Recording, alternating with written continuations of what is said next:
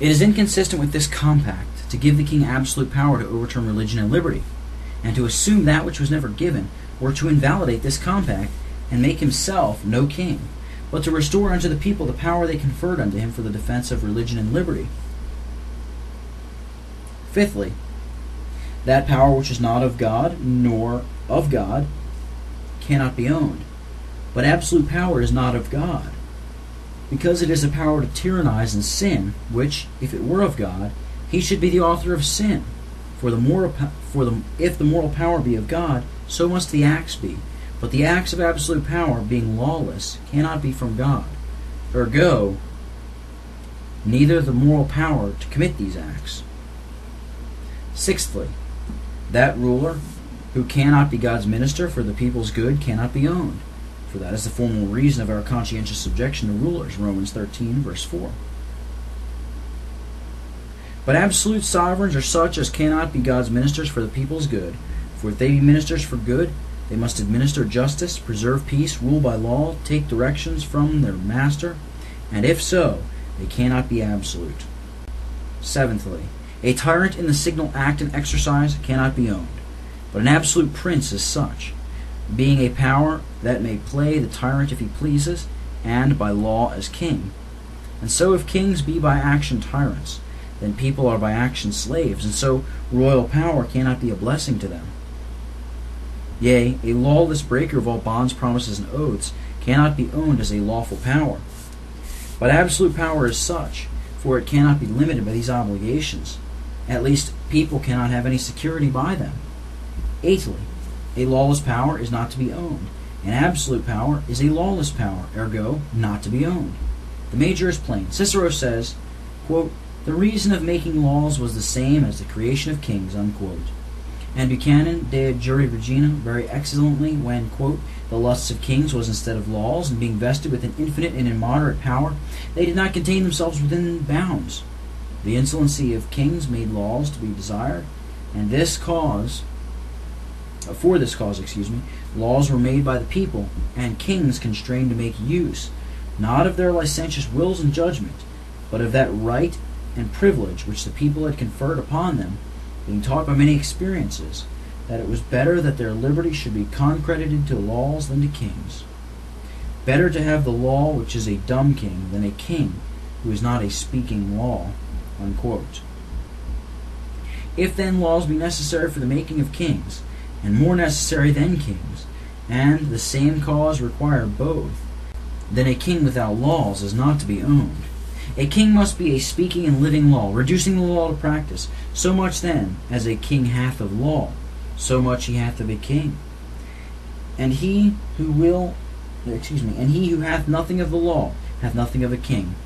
Magna Carta of England saith, quote, "The king can do nothing but by law, and no obedience is due to him but by law," unquote. Buchanan rehearses the words of the most famous emperors, Theodosius and Valentinius, to this effect. Quote, "It is, saith they, a word worthy of the majesty of kings, to confess he is to confess that he is a tied prince to the laws, and indeed it is more to submit a principality to the laws than to enjoy an empire," unquote. But now that an absolute power must be a lawless power is also evident, for that is a lawless power which makes all laws void, needless, and useless. But such is absolute power, for it cannot be confined to the observance of laws. Ninthly, that power which is destructive to the people's liberties cannot be owned. Absolute power is such. For such a licentious freedom as is absolute cannot consist with the people's liberties, for these may infringe when he pleases. Now these in their own nature, and in all respects, being preferable to the king's prerogative, and in being no prerogative which is not consistent with, yea, in its own nature adapted to the precious interest of religion and liberty, when the king's absolute authority is stated in contradictory terms to these, we cannot own that authority. For now he hath another authority than could be given him for the preservation of these interests, in the preservation whereof he can only have an authority to be owned, seeing he claims a power to destroy them if he please. Tenthly, if we should own absolute authority, then we should own a royal prerogative in the king to make and dispense with laws. Now that cannot be owned, for it would infer that the king had a masterly dominion over his subjects to make laws and inflict penalties without their consent. And plain it is, they that make kings must have a coordinate power to make laws also, but the people and their representatives make kings, as is proven. Next, a prerogative to dispense with laws, except such laws as are in their own nature dispensable, without prejudice to any law of God or liberties of men, cannot be owned. For any power to dispense with reason and law, not grounded on any other reason, but mere will and absolute pleasure, is a brutish power. It cannot be a right annexed to the crown to do so. For a king, as a king, can do nothing but what he may do by law. Nay, this is not only a brutish power, but a blasphemous power, making him a kind of God on earth, illimited, that can do what he pleases. And to dispute it further, or to dispute whether God hath made all under him slaves by their own consent, or whether he may encroach on the prerogative of God or not. By this prerogative he arrogates a power to dispense with the laws of God also in pardoning murderers, etc., which no man hath power to do. The law of God being so peremptorily indispensable, Genesis 9, verse 6, quote, Whoso sheddeth man's blood, by man shall his blood be shed. Numbers 35, verses 30 and 31, quote, Whoso killeth any person, the murderer shall be put to death. Moreover, ye shall take no satisfaction for the life of a murderer, but he shall be surely put to death, unquote. These pardons are acts of blood to the community. If the judgment be God's, as it is, Deuteronomy 1, verse 17, and not for man but for God, 2 Chronicles 19, verse 6, then no king can arrogate a power to dispense with it, no more than an inferior judge can dispense with the king's laws. For the king is but a minister, bearing the sword, not in vain, but as a revenger, to execute wrath upon them that do evil. Romans 13, verse 4. They are but bastard kings who give out sentences out of their own mouth, contrary to God's mind. And if he may do acts of grace by prerogative above law, then may he also do acts of justice, so pretended, by the same prerogative, and so may murder innocents as well as pardon murderers. He may condemn the just as well as justify the wicked, both which are alike abomination to the Lord. Proverbs 17, verse 15. This power cannot be owned in any man. 11thly, to own absolute power were to recognize the king as the proper and sole interpreter of the law. This Buchanan shows to be very absurd. Quote, When you grant the interpretation of laws to a king, you give him such a license that the law should not speak what the lawgiver meaneth, but what is for the interpreter's interest, so that he may turn it to all actions as a lesbian rule for his own advantage, and so what he pleases, the law shall speak, and what he will not, it shall not speak, unquote. Now the king's absolute pleasure can no more be the sense of the law than it can be the law itself. He is king by law, but he is not king of law. No mortal can make a sense to a law contrary to the law, for it involves a contradiction. The true meaning is only the law. This also would take away the use of all laws, for they could not declare what were just and unjust, but as the king pleased, their genuine sense could not be the rule. 12thly, if we own the law to be above the king, then we cannot own the king to be absolute. But the former is true, for he must be under it in several ways.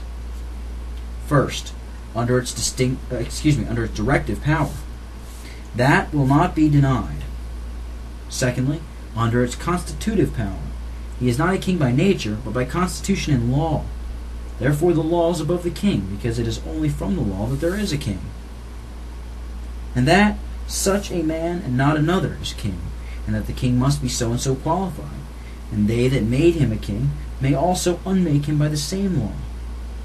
Thirdly, under its limiting and restrictive power. As a man, he cannot be absolute, nor as a king by law. Fourthly, under its coactive power. A lawmaker, said King James VI, should not be a lawbreaker, but if he turn an overturner of the fundamental laws, that law or covenant that made him king doth oblige to unmake him. Whatever power he hath, it is only a borrowed sedutiary power, as the nation's public servant, and that which was lent him in pledge or pawn may be reclaimed when abused by him. Especially if he turn parricide kill his brother, murder his nobles, burn cities, that he may and ought to be punished by law. Otherwise God should have provided better for the safety of the part than of the whole, though that part be but a mean for the safety of the whole. For if he turn a tyrant in his absoluteness, the people must be destroyed, if they may not repress him. Thus he is secured, and the whole exposed to ruin. Yea, if he be a man as well as a king, he must be under rule of law. And when he transgresses, either his transgressions are punishable by men, or they are not transgressions with men. See many arguments to this purpose. In Lex Rex, question 14, question 19, question 21, question 22, question 23, question 24, question 26, and question 27. But secondarily, I prove by Scripture, firstly, even as a king, he is regulated by law, not to multiply horses, nor wives, nor money, but to keep the words of the law, and not to lift up himself above his brethren. Deuteronomy 17, verse 16, verse 17, verse 19, and verse 20. He must observe to do according to the law, and not turn from it to the right hand or to the left. Joshua 1, verse 7. Therefore, he must not be absolute.